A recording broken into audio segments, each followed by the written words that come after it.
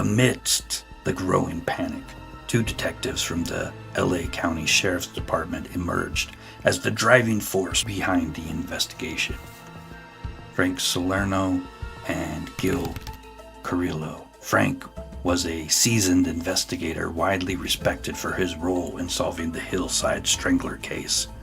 With decades of experience in tracking down some of the city's most notorious criminals, Salerno brought a calm, methodical approach to the investigation.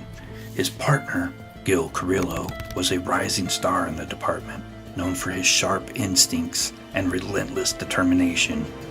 Though newer to homicide, Carrillo's intuition and ability to see connections others might miss made him a vital asset to the team. The turning point for the investigation came after the horrific murders of Vincent and Maxine Zazzara on March 27, 1985. As Salerno and Carrillo examined the crime scene, the sheer savagery they encountered was unlike anything they had seen before. It was a chilling reminder that the killer's depravity knew no bounds.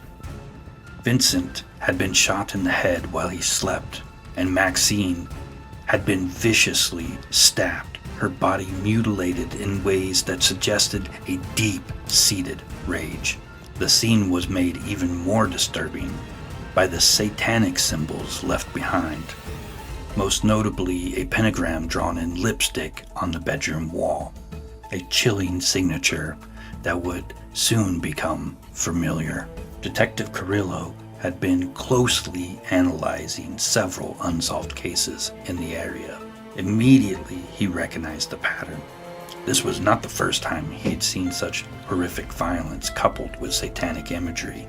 He recalled the earlier cases of Maria Hernandez and Dale Okazi, where the same .22 caliber handgun had been used. The eerie similarities in the methods of attack began to solidify his theory.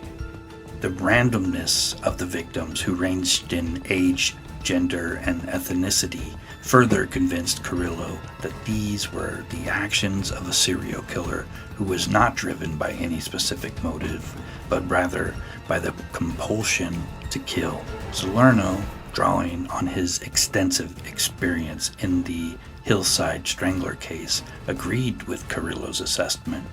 The 2 detectives began piecing together the evidence from multiple crime scenes.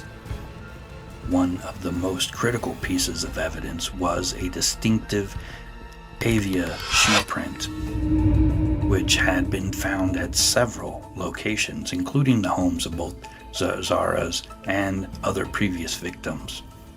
The shoe print became a crucial link between the cases, suggesting that this was the same person responsible for multiple attacks. As they continued their investigation, Salerno and Carrillo also took note of the growing frequency of attacks. From the assaults on Maria Hernandez to the Zazzara's murders just 10 days later, it was clear that the killer was becoming more emboldened, striking with alarming regularity. The pattern of violence was escalating in both brutality and ritualistic elements, further indicated that this was not an isolated spree, but the work of a highly dangerous individual who thrived on fear and chaos.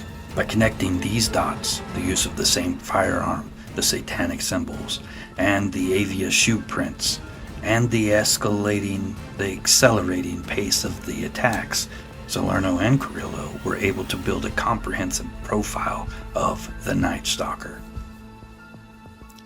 They were now certain that they were dealing with a single calculating predator who moved freely across Los Angeles, targeting victims at random and leaving behind a trail of terror.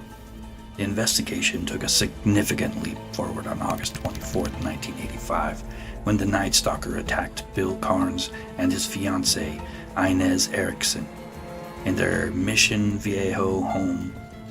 In a terrifying ordeal, Ramirez shot Carns in the head 3 times with a .25 caliber handgun, leaving him for dead. Before brutally assaulting Miss Erickson, Despite her severe injuries and trauma of the attack, Erickson survived, and her resilience would prove critical in the hunt for the Night Stalker. Erickson managed to slowly crawl her way to a neighbor's house to get help, and later provided the police with a detailed description of her assailant. She described the Night Stalker as a tall, gaunt Hispanic man with rotting teeth and wild, bulging eyes. This description matched reports from previous survivors and witnesses, adding a vital piece to the puzzle. Simultaneously, a 13-year-old neighbor who had been out working on his bicycle noticed a suspicious vehicle, an orange Toyota station wagon, leaving the scene. The boy memorized the partial license plate number and passed it on to police. This small but crucial detail led investigators to the stolen vehicle, which was later found abandoned in a parking lot in Los Angeles. Forensic experts meticulously examined the car, and they were only able to lift one single clear fingerprint from a rearview mirror. This was the breakthrough Salerno and Carrillo had been waiting for.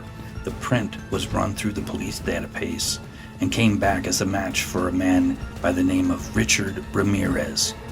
He was a known criminal with a lengthy rap sheet for petty crimes, including auto theft, burglary, and drug possession. But now they had him linked to something far more sinister. With Ramirez's identity confirmed, law enforcement agencies across Southern California, led by Salerno and Carrillo, launched an all-out manhunt. They knew that Ramirez was armed, dangerous, and likely to strike again. On August 29, 1985, Ramirez's mugshot was released to the public along with his full name and a warning that he was extremely dangerous. Just 2 days later, on August 31, 1985, Ramirez was recognized by a group of vigilant residents in the Boyle Heights neighborhood of East Los Angeles.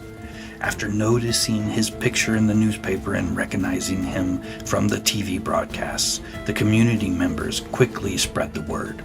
Ramirez, realizing he was being pursued, attempted to flee, but he was chased down by a growing crowd. In a dramatic turn of events, he was subdued by the angry mob and held there until police arrived to arrest him. The capture of Richard Ramirez brought an end to the Night Stalker's reign of terror, a moment of immense relief for the citizens of Los Angeles. The relentless work of Detectives Salerno and Carrillo, and the cooperation of the public, and the bravery of the community finally put a face and a name to the horror that had plagued Southern California for months. But what dark forces drove Richard Ramirez to commit such unspeakable crimes? And what unfolded when the Night Stalker finally faced justice? Join us next time on Timeless Mysteries as we dive into the twisted mind of a killer and explore the trial that captivated the nation. Make sure to like and subscribe and share this with your friends.